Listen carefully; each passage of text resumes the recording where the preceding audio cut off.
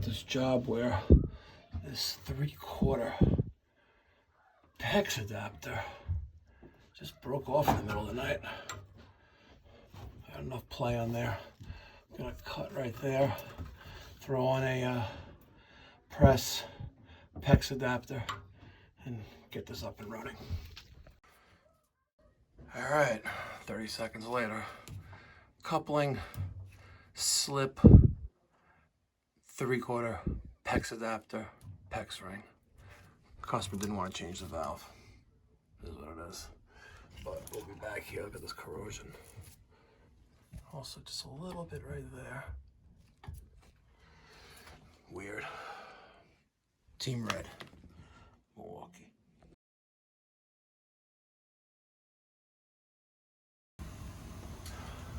So I fixed that, and then the homeowner goes, these guys were here and condemned this brace plate heat exchanger off the bottom of the steam boiler and said it was clogged, there's no way to flush it out, and you need to spend $4,000.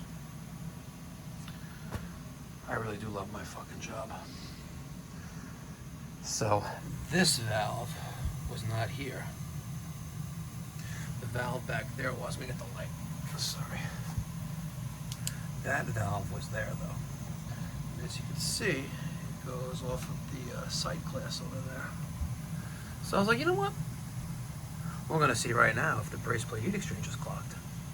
So I got my hose, because there's a valve there, hooked up to the water heater, open that up, close that valve, open this valve, and sure enough, the water in the sight glass starts to increase. So I know the heat exchanger is not clogged, or at least it wasn't anymore.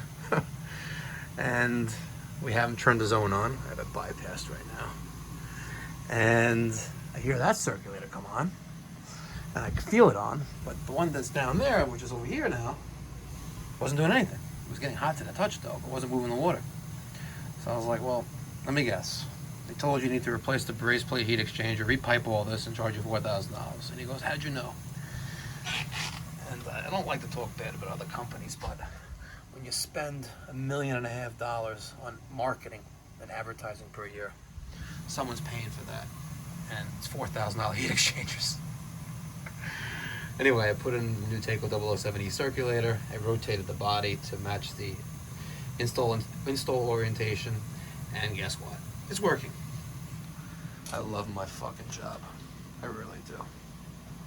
And all it is just thinking logically. Like, listen, if I can get some water under pressure, I can prove that the heat exchanger is not clogged or whatever, but very easy.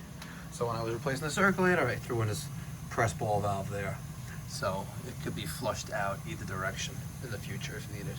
But piping is getting warm. Looks like I still got some air there. Take care of that.